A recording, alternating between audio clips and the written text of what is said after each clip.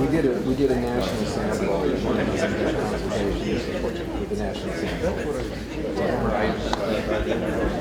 Good afternoon, everyone, and welcome to the School of Public Policy here at the University of Maryland, and especially welcome to this inaugural Thomas Schelling lecture. As we spent time trying to figure out how best to try to mark and commemorate the enormous contributions that Tom Schelling has brought both to the school and to the university, we decided there was no better way to do that than to create a lecture series that would carry your name, Tom. So we're thrilled to have you here today. We're thrilled to have this inaugural lecture in this series, and we have one other thing before we begin our program that we need to do. This is a first ever event in the history of the school, but we have a classroom that will be the Thomas Schelling classroom that we're pleased to inaugurate and commemorate today with a special plaque in the back of Tom in the classroom.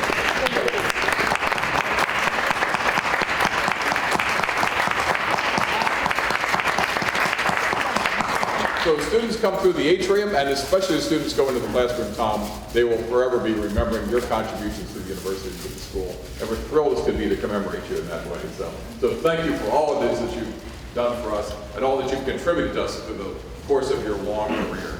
As many of you know, Tom Schelling is Nobel laureate. He's a longtime professor here at the university and an enormous contributor here. And he told me that he's slowing down his international travel just a little at this point, but not by any kind of standard that most of us would recognize. An internationally renowned figure, an incredible contributor, and an incredibly valued member of our school family. So Tom, thank you so much, and congratulations on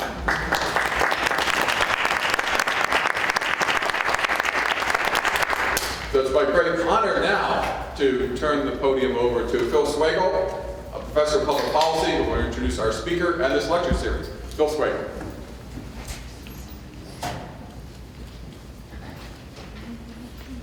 Thanks everyone. Thanks for coming. It's really a pleasure and an honor to introduce our speaker, Glenn Loury. He is the Merton P. Stoltz Professor of the Social Sciences and Economics at Brown University. I'll be very brief. I want to hear him, and I've seen the slides, and I want to hear him talk about them. Professor Loury has had a distinguished career. Too many honors to mention, but I want to note two, and that's that he's a fellow of both the Econometric Society and the American Academy of Arts and Sciences, which is a rare thing for an economist to be both, which in some sense means he speaks both math and English, and influential in both. And I hope he'll get to it. He's a slide from his 1976 dissertation, and what's striking is that it's just as relevant today as it was a few years ago when he wrote it. Professor Loury is also a friend and a former colleague of Tom's from their days at Harvard, so it's really special for us to have you here to inaugurate the lecture series. I also want to just give a special warm welcome to two of Glenn's children who are here with us today, Tamara and Lisa. I know Tamara is here already, and hopefully Lisa will. She's on her way. Okay, so we're hard to find, but she'll make it. And as Don said, we're thrilled to have this annual event. We're still a relatively young school with relatively few traditions. I'm looking forward to it speaking. Thank you again. Please, Glenn Loury.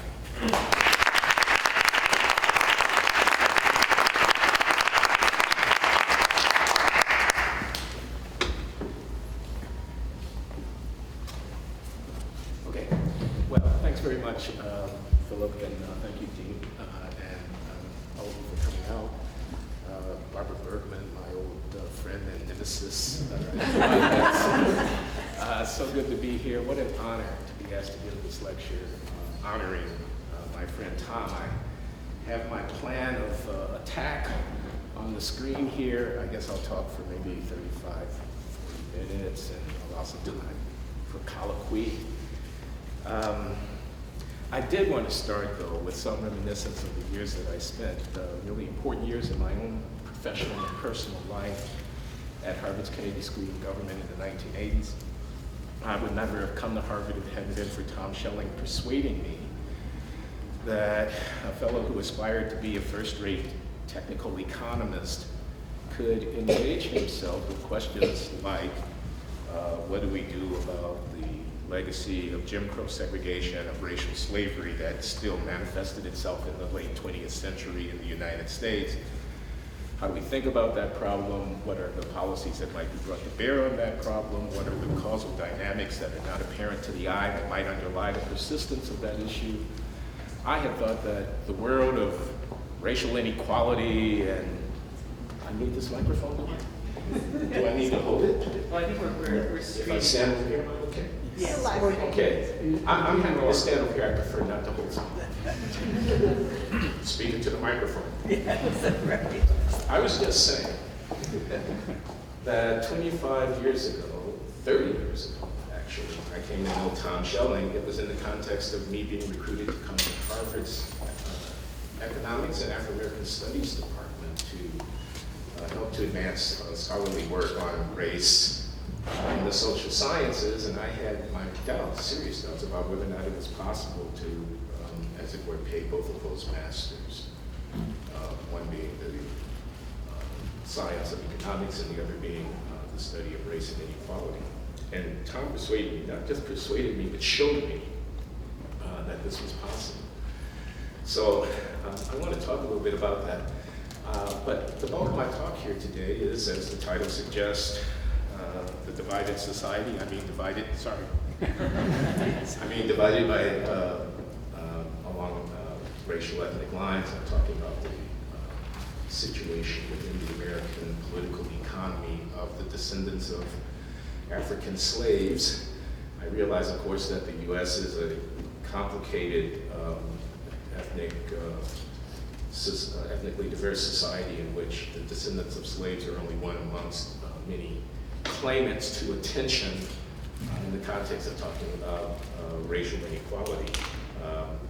And in fact, that transformation, that demographic transformation, and accompanying political and discursive transformation that the post-1960s immigration of non-European origin to the U.S. poses for being able to continue to address effectively the legacy of racial slavery in the United States. That's one of the things that I want to put before you here. So why talk about race? I want to just review some evidence. This is not a systematic empirical investigation as much as it is an overview of trends that suggest that the problem of disadvantage of African Americans in U.S. society is persisting well into the 21st century. I want to explore one possible explanation for the persistence of racial inequality in the sense in which I'm referring to it here, that is social segregation. I want to talk some about political considerations. And then I want to provoke you with some observations about the role that President Obama, his ascendancy, might or might not play in thinking about this problem. So that's my plan. My intellectual debt to Tom is almost so great that I don't even know how to describe it. As I was sitting trying to think about this lecture, I asked myself, what did I learn from Thomas Schelling in those years that we spent together at Harvard? We never wrote any papers together. We had many conversations. We did collaborate, though, on teaching a course together. We created a course called Public Policy in Divided Societies, and taught it together for a couple of years. And I learned a tremendous lot from that experience with Tom 25 plus years ago. I learned the meaning of what a word that I wish to introduce to the English language or promote its use in the English language. I'm going to call it Schelling-esque. A Schelling-esque approach to the study of some complex and important social issue. Characterized, at least in part, by an amazing breadth of interest. right? We're going to study the problem of racial inequality or ethnic disparity in very broad terms. A playfulness of mind, and creativity and playfulness of mind that leads us to the surprising, the astonishing, and the unexpected sometimes in the context of our analysis. A mastery of strategic analysis, to be sure. An elegance in writing, and I really encourage you, if you haven't done so, to read some of Tom's essays collected, for example, in The Strategy of Conflict, collected in his book, Micromotives and Macro Behavior, and other places. Because there's a craft of exposition as well as an analytical depth that's on display here. The capacity to take a reader and lead him or her to understand in detail and with precision some of the ideas. And it's really a gift, I think, this mode of exposition. And last but not least, an insistence on connecting one's analysis to problems in the real world, linking of theory and policy in a very, very vivid way.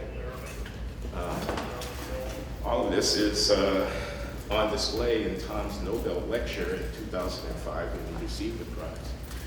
An astonishing 60 years, he called it, the legacy of Hiroshima, in which he explored how it is that we had gone 60 years from the use of nuclear weapons in combat to without having been used again, and emphasizing the importance in the process of a taboo of an internationally coordinated tacit understanding of the forbidden character use of these weapons, and exploring how it is that such a remarkable feat, the social achievement of nations coordinating around a norm with no government in sight that could enforce, and no central pedagogic fulcrum that could focus the teaching of an idea. And nevertheless, the idea comes into existence and persists even in the face of challenge, and it is a valuable public asset. These are Schelling-esque reflections on an astonishing 60 years. I can't pretend that I will be fully erudite, profound, eloquent, or precise, but I'd like to try to emulate that example in my own efforts here today. So Tom and I taught a course together, and I really got an education, okay? I list here some of the people that I read back in 1985, 86, 87, in an effort to keep up with Tom in the teaching of this course. People like Merton and Albert Hirschman, of course, but also people like Irving Goffman, Leo Strauss, the philosopher, Robert Merton Sr., the sociologist, people like Howard Rafa, Mansard Olson, Michael Spence, to be sure. There are also people like Harold Isaacs, the political scientist, Jan Elston, Thomas Pettigrew, Michael Walzer. All of these were in the air. Breath, incredible breath. And the topics that we encouraged our students to study and equipped them to study over the years that we taught this course together. Roma in Europe, indigenous in Central America, the phenomenon of untouchability, maroon communities of former slaves in the Caribbean, skin color caste as a phenomenon in the 19th and early 20th century cities of New Orleans and Charleston, South Carolina. The debate amongst the deaf about whether or not sign language or lip reading should be the promoted and endorsed means of their communicating. Naming changes and accent changes in order to disguise one's regional or ethnic origins. And phenomena like collective punishment. Like, what does it mean to say that a group of people have pride in the accomplishment of their fellows or take shame at their actions? And what about racial profiling and all these other sort of things? We, in other words, had a grand time. And I just go on a little bit more in this main time. I hope I'm not embarrassing you, but this is in the spirit of people knowing what I'm talking about when I say a piece of analysis is Schelling-esque. Here were some of the conceptual puzzles that we explored in our lectures with our students and so on. How do rumors work? What do we mean by seduction and how can we model it? What are the microdynamics of the crowd in a riot? How about the phenomenon of passing for white? Why is plausible deniability something that is sought after in many contexts of public communication? Signaling. The value of imprecision, the strategic value of not being entirely clear in what you say. Groupthink, code words and dog whistle politics, and so on. Knowledge about another state of knowledge, which is a thing all unto itself, and so on. So that's what I was up to back 25 years ago, and Tom played a big role in this. So as I say, I incurred an enormous debt. I'm not sure I'll ever be able to discharge it. My slide's a little incoherent here because May of this year will mark the 60th anniversary. Isn't supposed to be there, although that's true. And there it is. So I want to talk about another astonishing 60 years. Okay, 60 years since the Brown decision, 1954, that we'll recognize. I believe it's in May of this year. It had been 60 years. Here's my daughter, Lisa. No, you were introduced in absentia, so we're so glad you're here. I want to talk about another 60 years, and we can figure out just how astonished we should be, and that's the 60 years since the Brown decision, which serves as a watershed of this huge problem that the country faced in the aftermath of the Second World War, the problem of incorporating the descendants of slaves fully into the body politic, of making full and equal citizens nearly a century after the emancipation and the enactment of the 13th, 14th, and 15th Amendments. It was still the case at mid-20th century that that achievement of incorporation and civic equality had not yet occurred. So this was a big deal. It was a big deal to Tom Schelling, which I suppose is one of the reasons why in the late 1960s, a man who had built his career as a defense intellectual began to turn his considerable intellectual talents to the study of phenomena like racial segregation in the United States, and to write about it and encourage work on that problem by people like myself. I don't see how you could have been coming along in the decades of the 1930s, 40s, and 50s, formative years, for my friend Tom Schelling, and not have been gripped by the compelling nature of this problem and the challenge of being able to direct one's scientific acumen and energies in an effective way to address it. Reckoning with the unresolved American dilemma. So how are we doing? Problem solved. An astonishing 60 years. My God, what has America achieved in this period of time? Who would have thunk it? Or maybe not solved. Maybe we're in danger of sliding into a comfort zone of self-congratulatory politics around this question, such that we become unable anymore even to see what our history of slavery and Jim Crow segregation and discrimination has left for us. That's the question that I want to put to you. And I want to start with some facts. There is no sign that racial inequality in the United States is going away, at least in terms of the subordinate status of African Americans taken as a whole, anytime soon. I don't think that the dream that Dr. King gave voice to in 1963 in that famous speech has been realized. Nothing close to it, and I think we're in danger of losing track of it. But that's okay, because we got us a black president. So, of course, that's flippant. Okay? I understand that President Obama confronts implacable political opposition around a set of public policy questions that are of vital importance to the country, and one should not make light of that. And I'm not doing so.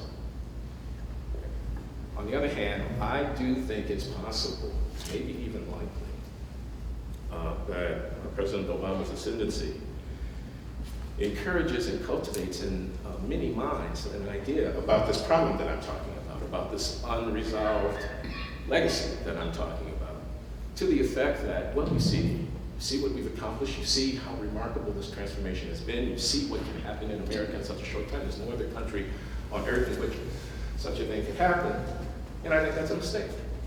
And I'll try to defend that position. I'm mindful of the time. So I want to talk a bit about what the data suggests in terms of the permanence of subordinate social economic status of African American population in the United States. And you can look at a couple of areas. Here are just the trends over a 40-year period in the proportion of 25 to 34-year-olds who've completed 4 years of college. And as you can see, there's a significant gap between blacks and whites. It's broken out by gender, and there's no sign of convergence in that figure. These are just data on the racial differences at the median in performance on the National Assessment of Educational Progress. This is age 17, and this is reading scores, and as you can see, there's a significant gap that doesn't tend to be trending toward convergence. These are labor force, these are the proportion employment rates of the population by gender and race. You can see that there's a difference there between black and white men that is persistent.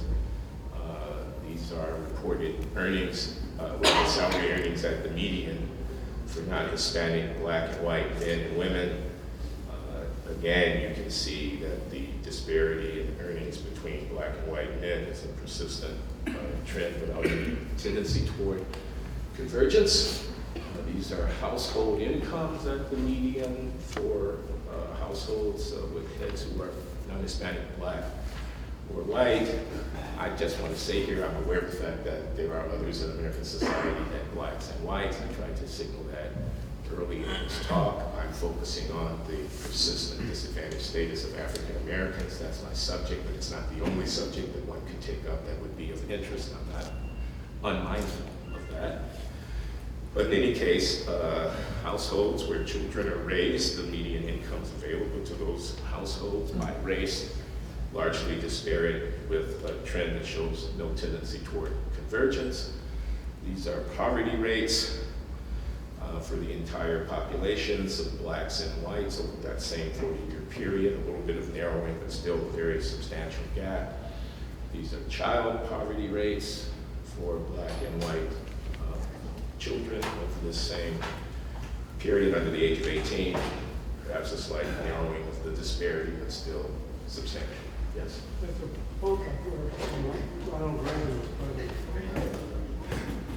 There is indeed a bump up in the poverty rate amongst black children in the early 1980s. It's certainly true. Well, I don't know how much we want to make out of that, but there's no denying that that curve trends up in those years. I mean, I'll just leave it at that. Thanks for the observation. And then there are other indicators, but I'm not going to dwell on this. Home ownership rates, net worth as estimated by the Federal Reserve, by race. And then there is the incarceration explosion, which is worth just a moment of our time because the facts are so stark. And I've written about this. This is one of the things that has occupied me a bit in recent years when I was asked to give some lectures, the Tanner lectures on human values at Stanford. It's been a few years now. I took this as my subject. I'm not a criminologist or a sociologist. I don't claim to have a deep scholarly expertise on the study of crime and punishment, but I am a social observer, hopefully reasonably well informed, and the phenomenon itself is a matter of some significance, it seems to me, to the quality of our democracy and the integrity of our public policy.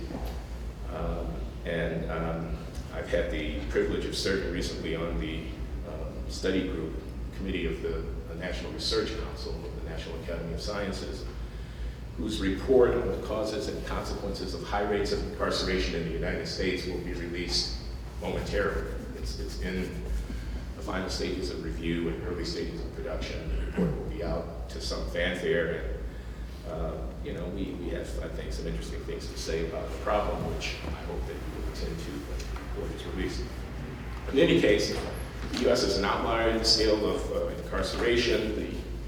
The extent of incarceration in U.S. social practice is unprecedented in our own history. The disparities, the incidence of incarceration by race and class are noteworthy, and prisons as an institution have become an important component of the complex of undertakings that constitute our social policy toward the poor and the disadvantaged.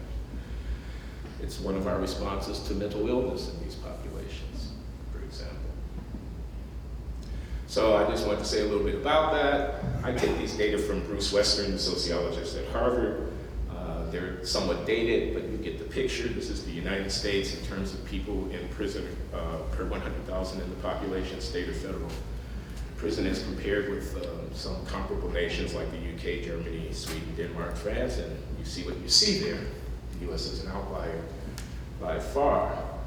This is the trend over time in the incidence of incarceration in the United States, persons in prison per 100,000 in the population, which drifts along at about 100 per 100,000 for much of the 20th century. And then when we get to the early 1970s, begins a really remarkable steep increase, which has only in recent years begun to attenuate.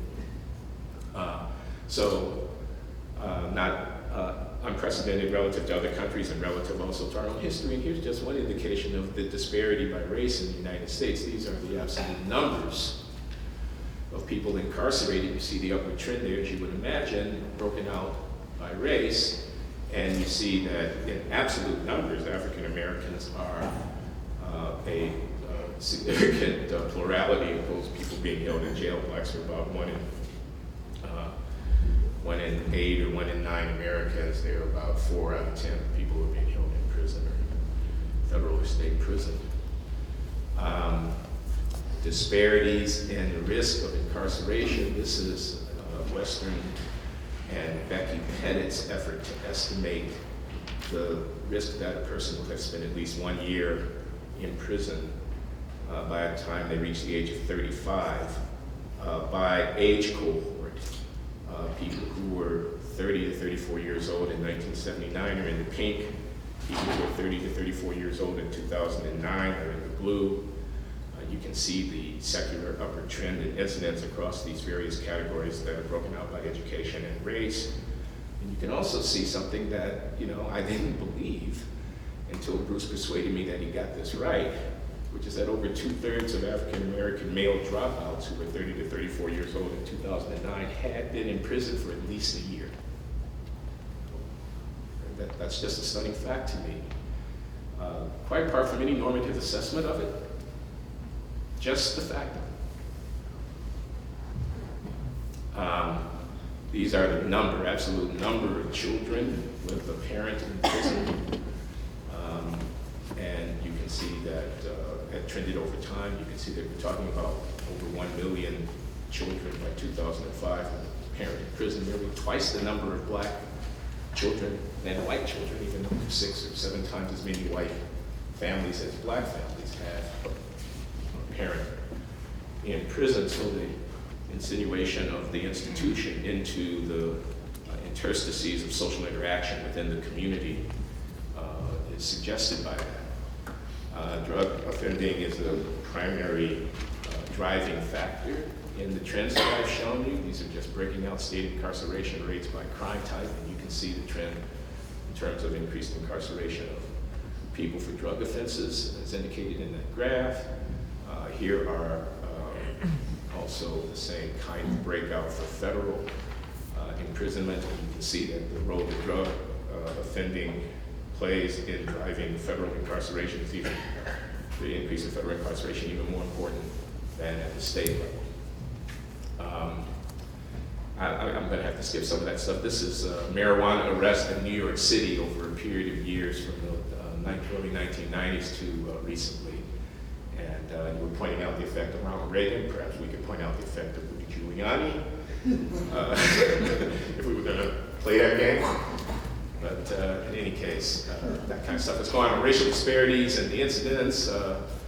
what does this say about the quality of American democracy? When it's the case that institutions of punishment become the primary site where the state encounters some of its most disadvantaged citizens. Well, it does raise questions about the quality of democracy. I've been very much taken in my effort to try to understand what happened in driving the trend that you saw in the incidence of punishment and the racial disparity in that incidence. I've been intrigued by the work of the political scientist Veshla Weaver, who's at Yale in government and political science and Afro-American studies at Yale. She's a Harvard Ph.D. Her thesis, advised by Jennifer Humphrey, if I'm not mistaken, came out in 2006, and then she subsequently published an article in which she makes an argument about what happened.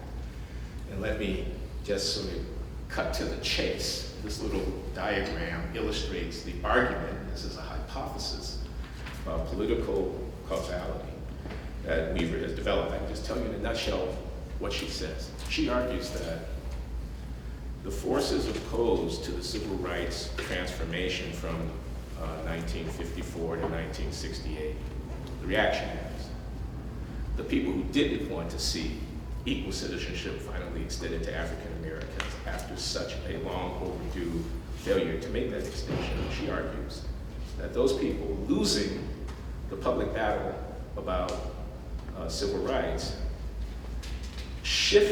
were encouraged to and able to shift the locus of public discussion about race and race conflict onto a ground of law and order from a ground of equal citizenship and fair treatment. The civil rights agenda gets marginalized and the crime and punishment agenda gets emphasized. This is the argument. So where does the punitive legislation come from? Ultimately, she's arguing that it's connected in ways with the collapse of segregation. I'm not necessarily endorsing this argument because I know that there are others who have disputed it, and I don't think that the evidence, some of which I'm going to just point at here, is dispositive. But I do find the argument at least worth considering and stimulating as we try to reflect upon our own political history and how we got to where we are, so that we can have a better idea about how we might get to where we want to be. So, collapse of segregation is associated with the advent of a new norm, a new public norm about citizenship and racial equality. That was a norm that not everybody endorsed. There were losers in the struggle for civil rights, and those losers didn't sit idly by. Those losers had inspiration because there was a lot of disorder in the 1960s. Riots in the cities and significant secular increase in crime. I mean, as people who have commented on the work of this National Research Council panel that I was just mentioning have said, the rise of incarceration didn't come from nowhere. It was a response to something, they say. And one of the things that they're pointing to when they say that it was a response to something is that, in fact, the incidence of crime and violent crime did begin to increase sharply during this very period. So with those focusing events of the riots in the cities, the race riots in the cities, and of the fact of criminal offending going up in these years, the losers were able to frame the problem differently, able to frame the problem in terms of racial discord being connected with disorder and crime, which led to a strategy and a effective capture of issues, including, and she does look into this, structure of congressional committees and legislation that was being proposed that resulted in punitive legislation. Anyway, one story about how we got to be so outlandishly punitive, both relative to other nations and relative to our own history, has to do with the political responses to racial upheaval and turmoil of the 1960s, which was largely about civil rights, but not only about it. And Weaver argues that the effects of the dynamics that she outlines here led to a marginalization of the civil rights agenda in favor of an agenda of law and order. So, make a counter argument to what I've been saying about punishment and racial inequality, and the argument might go something like, you do the crime, you do the time. Okay. Is it really inequality when you have a disparity by race in the incidence of, in this case, the cost of being punished? Is that inequality? In the sense that people are free to make choices. If they make choices that lead to them being punished, then they will be getting their just desserts. And while it may be inequality on its face, it may not be a normatively significant kind of inequality. They are reaping what they have sown. Okay, so I want to argue against that, and I don't have anything new to say about that. It's basically a root causes argument. I can just tell you right now, what it is that I have in mind. Yeah, they did the crime. Okay? You think that's just on them? You think this is all about a bunch of free agents? Each one of us is an atom living off to our own, in which we go into a closet, decide whether we're going to be criminals or not, and then we come out and we're judged by what we do? What about social context? What about the fact that certain kinds of experience nurture and foster the behavior that's being punished? What about public housing projects? What about no-go zones in neighborhoods? What about segregation of our cities? What about failed public education? What about no job prospects? What about broken families? What about drug-selling gangs? What about 16-year-old moms who raise sons who are not well-disciplined? I'm not saying it's all simply a matter of discrimination or the fact that the public fisc has been too stingy to build a playground in a neighborhood. But certainly, these people are not simply acting on their own. And so, does there arise any collective responsibility for their individual offending acts? Okay? And should we reckon that such collective responsibility does indeed arise, ought a recognition of it not temper the heavy hand that we employ when we come down on these people? Okay. You do the crime, you do the time, I'm done with it, that was on you. That, of course, is one, public posture. But I would argue, and I did argue in my Tanner lectures at Stanford some years ago, that it's not a morally defensible one. So that was my argument in a nutshell. I've got some slides here where I guess, sort of diagrammatically sketch out how it is that root causes might work, low family income and parental supervision, and the result in terms of cognitive development, and that is negative results for kids in cognitive development, and so on, having a causal factor.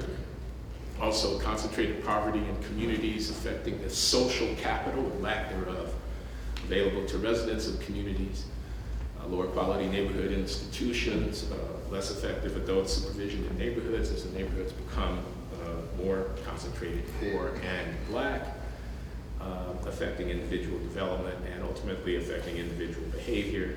I'm just borrowing from a survey paper by some economists in which they take note of the route that root causes might follow. They don't mention discrimination. They didn't in that diagram, or they don't in their paper? No. Okay. So let me hurry up and complete my talk so that we can begin the colloquy, because I sense that there's some energy in the room to engage with some of these provocative themes that I put in front of you. All right, so my own work, much influenced by my encounter with Tom Schelling in the 1980s, has tried to develop an alternative social analytic framework. And in my social analytic framework, it's true, Barbara Bergman, that I don't put discrimination at the front of the queue in terms of the things that I point to, largely because I'm trying to make the argument that even in the absence of overt discrimination, tacit discriminations of various sorts would still lead to a persistence of racial inequality. So while I'm against discrimination, I don't think that rooting it out means we're done. And I'm not saying that you do think that, but I don't think that, and that's one reason why I've given less attention to that. But anyway, let me not start arguing with you before We get to an argument. But geographic segregation has played a role. So Professor Swagel mentioned that I had a dissertation that was 1976. I'm going to say again, 38 years ago. Okay. Now, one thing I can say on my behalf is one of the papers I published from that dissertation is still being cited today. Okay, so that ain't too shabby. Anyway, what was my problem? Bob Solo was my advisor. I was at MIT, and my problem was, okay, we had the Civil Rights Revolution, and at that time it was just recent history. Should we expect that racial disparity will go away, even asymptotically? Okay, even in a very, very, very, very long run. So this was an analysis in which hysteresis played an important role. The overhang of the past. The fact that things that went before created conditions which could perpetuate the effects of what was being done before, even if the earlier practice is discontinued. The things I have in mind here is the exclusion from equal opportunity of African Americans wholesale, which was characteristic of American society for a very long time and well into the 20th century. And the mechanism I had in mind was that developing young people are situated in social networks. The resources that they require in order to foster their development are not all fungible or available for somebody to purchase on the market or to which anyone would have equal access. Some of those resources adhere in the character of the interpersonal relationships that individuals have. In a society in which there continues to be social segregation, so that interpersonal networks are themselves racially concentrated, the fact that a racial group is disadvantaged because of history will create a present circumstance of disadvantage for those who are in that group in terms of their development, such that even if they're treated with equal respect in the market, the non-market context of human development will leave them disadvantaged. Okay? So I was at MIT in the 1970s. Growth theory and dynamic programming and optimization was a big deal. So the invitation was to write down a formal dynamic model in which you could study the effects of this hysteresis mediated by spillovers within families and communities from one generation to the next that disadvantage people who happen to be born into a social context which had the history of exclusion, and study what the properties of it might be, or under what conditions could you anticipate that you would eventually converge to equality between the groups if they were being treated equally in the market, even if the social segregation in networks were to persist. That's what I was studying there. And yes, I did use the phrase social capital in that dissertation, which was picked up by some other people. I don't know if anybody can read this. This is a paper from the late 1990s by the distinguished Princeton sociologist Alejandro Cortez, in which he's surveying the literature. This is 20 years plus after my dissertation on social capital. And if I want to use this pointer at all, let me use this pointer to point out that this name is coming in between these, and that's James S. Coleman, okay? If anybody knows who I'm talking about here, the great sociologist. And that's the late Pierre Bourdieu, if anybody, the great pop, you know. Enough said. Sorry? Oh, well, man, Putnam is good, but he ain't that good. No, I'm kidding, okay? Please don't tell Bob I said that. I shouldn't put Putnam in there, but Cortez wrote the article, and he's a sociologist, so that may explain why he didn't put Putnam in there. Anyway, I want to say segregation of networks as a causal factor in perpetuating racial inequality. Okay, now you can call that discrimination because it is. Okay. If people move away because they don't like the ethnic composition of the neighborhood, if you like, they're discriminating in the choice of their neighbors. Okay, you can call that discrimination. But I remember the Supreme Court's decision in that Milliken versus Bradley case from the 1970s. I don't know if anybody else remembers it. This is Detroit. The issue was, can you make the suburbs bus their kids into the central city and make them accept kids from the central city being bused in the suburbs in order to affect racial integration in the schools pursuant to Brown 1954, when residential patterns had separated in such a way that the metropolitan suburban areas and the central city school systems were really different jurisdictions altogether. And all the blacks were concentrated in the central city, so if you wanted racial integration in this metropolitan area, you'd have to draw in the suburban schools. And the Supreme Court in that decision said, no, you can't do that. People had a reasonable expectation when they bought that home in that lily-white suburb of Detroit that they were buying something. And now we're trying to take it away from them, in effect, by socializing this project of educating our kids across these metropolitan sub-unit boundaries within the metropolitan area. And they didn't allow the district court's ruling that mandated that cross town line busing to go forward. So it is a kind of discrimination, is what I'm saying.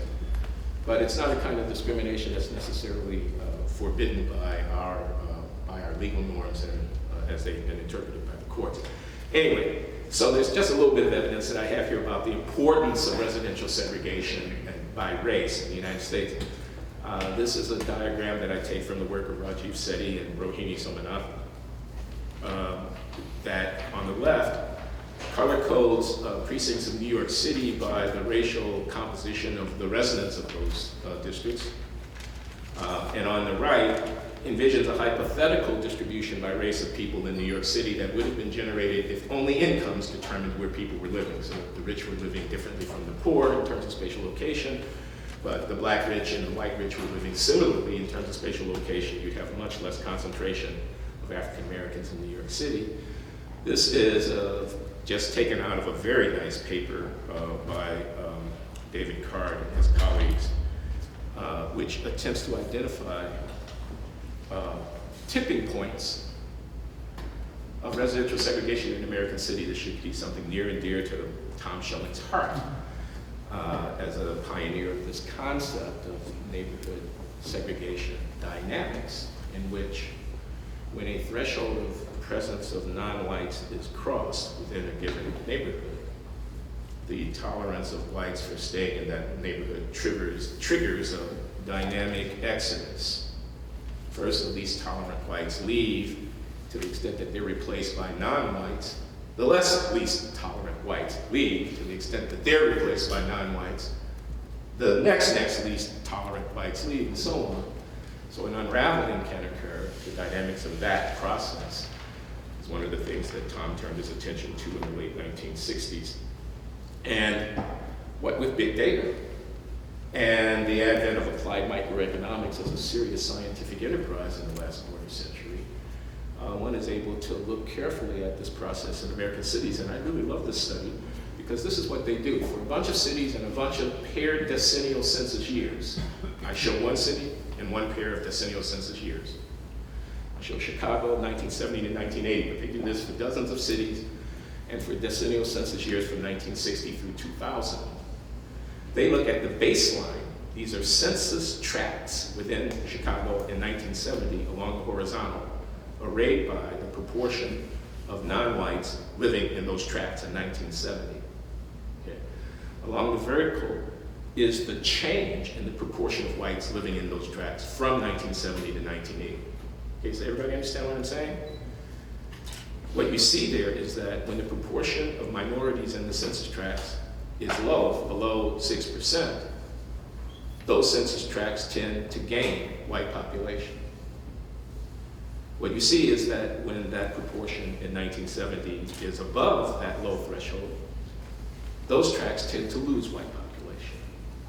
And what you see is that there is a discernible to the eye discontinuity in this relationship right at this 6% or so threshold. They infer from that they've estimated the tipping point for Chicago in 1970 to be roughly 6% minority in the census tract triggers exodus. Okay? And they do this for, as I say, a bunch of cities and a bunch of paired years, and they can then go into some secondary analyses of, well, within what factors about a city would be associated with the tipping point being this or being that.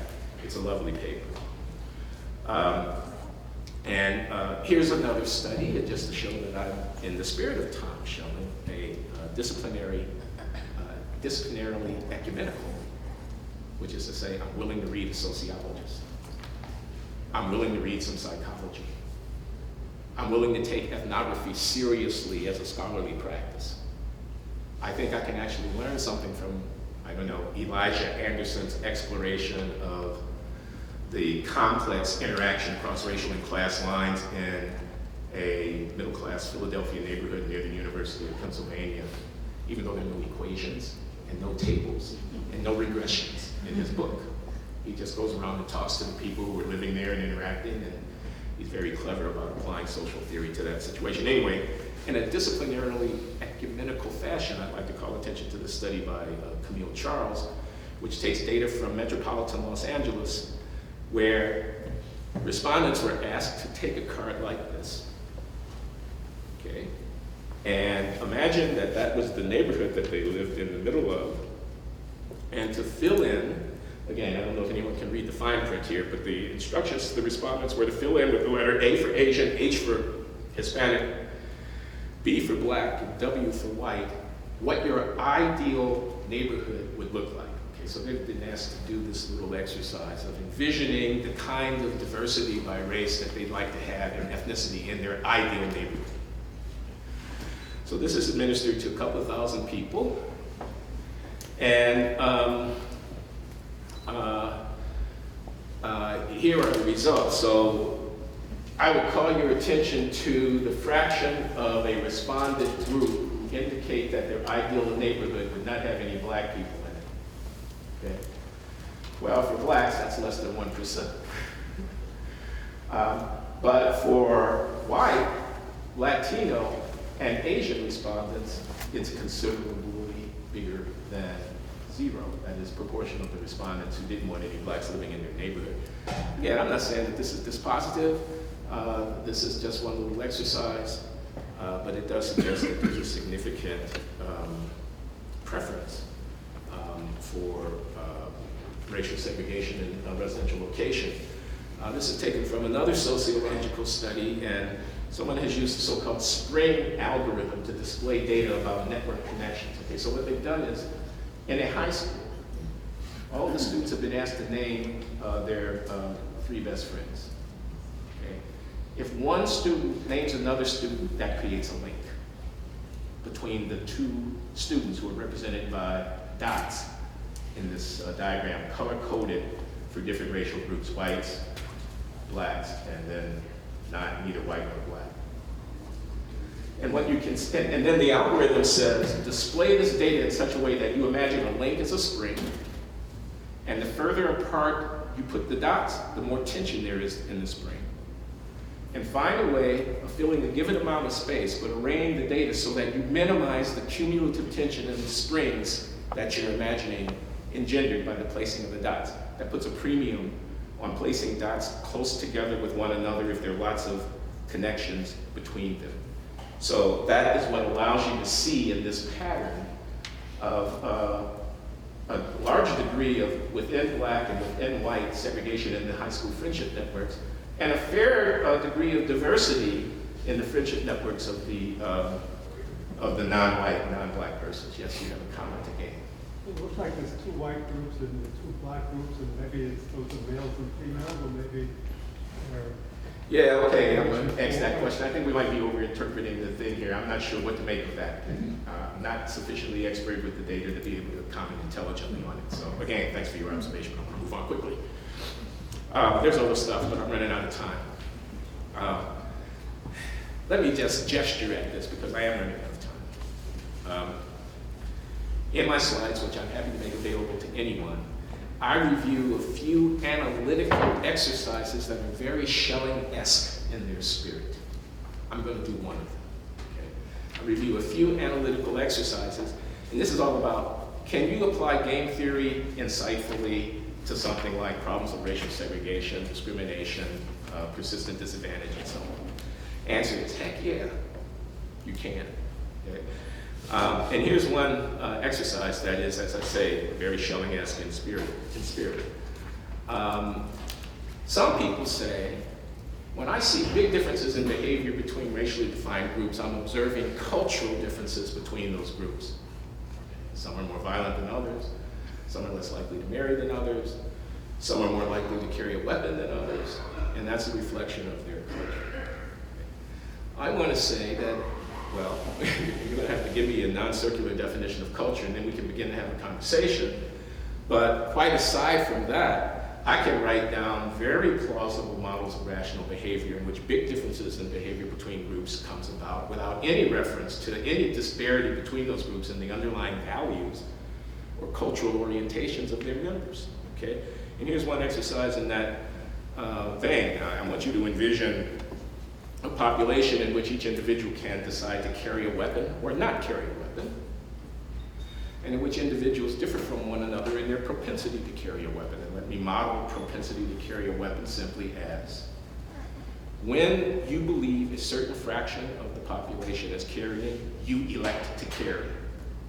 And that threshold that triggers your carrying differs amongst people. Some people may just like carrying a weapon, so they don't need anybody else to be carrying, and they're happy to carry. Other people may abhor weapons altogether, and even if everybody else is carrying, they would never carry.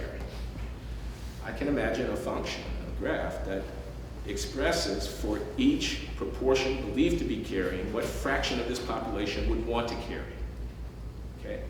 That's the graph that I want you to imagine. And that is where on the horizontal, it's believed to be carrying, and on the vertical, it's electing to carry. Okay? Okay? So we can make this dynamic. Suppose it unfolds over a series of stages where at the stage T, a certain fraction are carrying, and that becomes the belief that influences the behavior at stage T plus 1. Now we got a little dynamic model. There's my function expressing this population characteristic. If you think a certain fraction are carrying, that's on the horizontal, then will you carry, what proportion of the population will carry if they think that so many are carrying? And that's that curve that you see there. And all I want to observe is that, and that curve could be characteristic of two very distinct populations. This could be young men, and I could be talking about black men or white men with exactly the same population distribution of preferences to carry the weapon. Okay. But if in one population the initial condition is above that midpoint here that I'm pointing at right now, is above this threshold, the initial condition is above the threshold, the effect of the dynamic is to push you up to a high equilibrium of the population carrying weapons, whereas if the initial condition were below, then the effect would be to march yourself down to the low equilibrium, and either this or that would be steady states for populations depending upon where they started out, which might have been influenced by history or other social conditions. And this is a very simplistic, I grant you, account of how it is that you might have. Certainly, what an account like this, if you believe these kind of population dynamics are going on, and that interaction is very plausible, whether or not to carry depends on what I think others are doing, tells me that I should not infer from the observation that I have two groups with very different carrying rates, that the groups are different in terms of the structure that's generating their behavior. It doesn't. The latter wouldn't follow from the former. So one makes a mistake if one is observing populations at the steady state and then approximating, extrapolating from the steady state observation what you think the behavior is. I'm saying, a person might say, well, you see the B's and the W's are really very different here because the B's are up here and the W's are down here. And here are the graphs, more or less, that curve is actually in the wrong position. Obviously, you should go through that point. But in any case, here are the graphs that more or less characterize those two populations. And you see, I know that they're different. Well, no, you don't. You don't know that they're different. They needn't be. There were other examples, but I was going to skip past that. So let me get to one last provocation before I subsist. This got in there twice because I was hurried in preparing these slides. So let me get past this. What has the rise of Barack Obama got to do with this problem? Not very much. Okay, with due respect, I want to say not very much. The president and his government have been constrained in the ability to address these problems for the obvious reasons, that they would make themselves susceptible to attack in a very hostile political environment. I do find some ironies here. I have nothing about advocating liberalization of immigration law or equality of status for homosexuals, but I do find it ironic that our first black president is able to address the interests of these populations in a more direct and effective way than he has been able to address this problem that I say is still with us. Again, for the obvious reasons, this is not his fault. I'm not saying it's his fault. I'm not against him. I'm for him. I voted for him twice. Okay. But such is the case. And it's led to a false narrative. Okay, so here may be the most provocative thing. I say the success of President Obama and others in this era may have had the effect, or threatens to have the effect, of neutralizing a certain kind of critique of American politics and policy, a critique that applies not only to our domestic, but also to the conduct of our foreign affairs, a critique that arises naturally out of the outsider status of African Americans who were free to say, city on a hill, gift to the world, greatest thing since sliced bread, American exceptionalism, oh no, we who have come from the bottom know that that's not true. Okay, that kind of outsider critique, okay, which obviously a sitting president of the United States cannot make. Okay, but the question is, can anybody make it after he's sacked with the same effectiveness and the same authenticity? Okay, so I have my doubts about that, and it's led to what I regard as a kind of false, and I might even say silly, narrative. He had a dream, now the dream comes true. I object. One of these guys was a drum major for justice. He gave his life before the age of 40 to that effect. The other one is commander-in-chief of the most powerful military in the history of human civilization. Those happen not to be the same jobs. How can anybody be confused about that? Yeah. What am I going to do? I mean, really? Come on, really? Or, you gotta be kidding me. And his name's Barack. Sweet.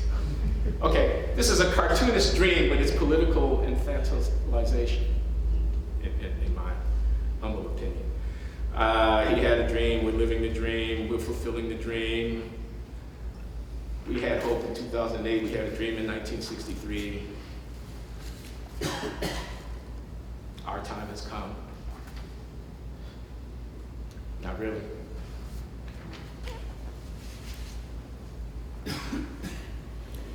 So that is my talk, ladies and gentlemen. I'm happy to entertain questions or rebuttals or argument or whatever it might be. Very nice to be able to be with you here. Thank you.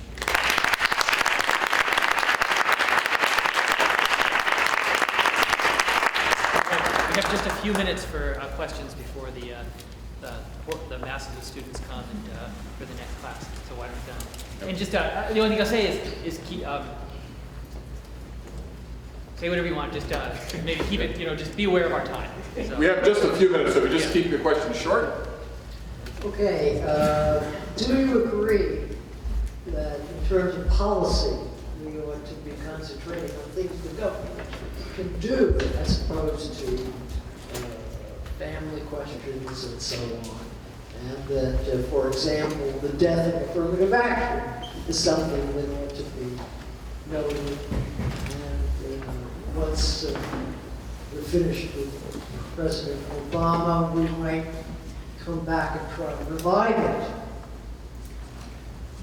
Yeah, I do agree, and I didn't always agree. Okay, that is to say, I do agree that the focus of the public discourse around these questions ought to be, like a laser, concentrated on what effective actions can government take, federal government, but not only, to address these kind of issues. And I do agree, and I didn't always, that affirmative action is among the useful tools that ought not to be scuttled. Very much like Randall Kennedy's new book, For Discrimination. Randall Kennedy is a law professor at Harvard. The book argues that, all right, we have the 14th Amendment to the Constitution, which guarantees the equal protection of the laws to all of the citizens, and which the Supreme Court has come very close to interpreting as forbidding state actors to engage in, I'm going to call it benign discrimination on behalf of the goal of getting more disadvantaged minorities into universities and employment. The court hasn't quite yet said that, but it has come close to saying it, and there's no guarantee that it won't say it tomorrow. Okay? And Kennedy in this book argues that, yeah, the 14th Amendment did guarantee the equal protection of the laws, and yes, affirmative action is discrimination. But whereas the invidious discrimination associated with the advent and then demise of slavery is what the framers of the 14th Amendment had in mind. The benign discrimination incidental to government practice aimed at redressing the consequences of invidious discrimination, while being discrimination, is not forbidden by the 14th Amendment. I'm not a lawyer, Randall Kennedy is. It's a very smart book, and I think it's a necessary argument. By the way, I don't think necessarily will be a sufficient argument given the way that the court trends. I also want to say, in response to Barbara Burton, that I spent a lot of time, I wrote a book called One by One from the Inside Out, it's a collection of my essays, on race and responsibility in America. And in my neoconservative phase, yes, it's true. I wrote a lot of essays saying African Americans need to pull up our socks. We need to pick the trash up from in front of the house we live in. We need to attend to the behavior of our kids. We need to delay childbearing until we're in a position to be able to responsibly exercise parenthood. We need to study. We need to work, and we need to stop asking white people to bail us out. We need to take responsibility for our lives. I still believe that. But that's a speech for a church basement, or maybe a union hall, or maybe some other kind of social gathering. That is not a speech for politics, which is about what we do together as a society. It has to do with how it is that we arrange our law and deploy our public resources and on behalf of what goals. Okay? That speech as a political speech ends up just being an invitation to neglect of these problems by people who can then say, we've done what we can do. I was wrong about that in 1995. We have time for one last short question and one short answer. Well, actually, next Tuesday, there will be a seminar on the school-to-prison pipeline, which will be run by the Albert Shanker Institute, which is at the AFT. One little observation is that... Short question. We have 3 minutes left. So I'll say, happy 50th anniversary of the war on poverty. But as Ronald Reagan said, we fought the war on poverty, poverty won. And what actually happened was that he and his team fought a war for poverty, and they were quite successful, which is why we now have the 99% versus the 1% stuff. And so the question is, how did the wars for and against poverty intersect with your discussion? Okay, thanks for the question. I'll try to be brief. Actually, I was surprised with the 50th anniversary of the launching of the war on poverty, that there has been less of that kind of we fought a war on poverty and poverty won rhetoric from the right than there might have been. You have heard it, but you haven't heard much of it, okay? I think that people are on the right chastened by what happened to Mitt Romney in 2012, where he was deeply wounded, in his political campaign by remarks to the effect of, 47% of the population is on the public, dependent on public assistance, and we become a food stamp society and stuff like that. I don't think that rhetoric has political legs outside of certain very red constituencies. I think it wasn't Ronald Reagan, but Ronald Reagan was the titular face of something that was an intellectual movement. I think of Charles Murray in particular. I think of his 1984 book, Losing Ground, in which he argues we fought a war on poverty and poverty won. And I don't think it stood up very well. I don't think that this consensus in the social scientific community is to the effect that the disincentives associated with transfer programs are causally primarily responsible for the persistence of disadvantage in the society, which was the argument of that book. Now, having said that, I also want to say there's nothing wrong with being concerned about the disincentives that might be associated with social policy. There's nothing wrong with worrying about cutting off the bottom rungs of the labor market by pricing people out of work, which is what those who want a minimum wage of $15 an hour and not $10 an hour like you do. There's nothing wrong with having in mind the idea that we're helping people to transition into a status of independence. We shouldn't rest with having succeeded in helping them while they're dependent. Our program of assistance needs to have as its long-term goal that people would be, to the extent able, standing on their own 2 feet. I don't think there's anything wrong with any of that. I'm not splitting hairs here, and I'm not trying to have it both ways. I'm saying I don't think the war on poverty was futile. No, I don't think that poverty won, but I do think that incentives matter. Sounds good. Thank you very much.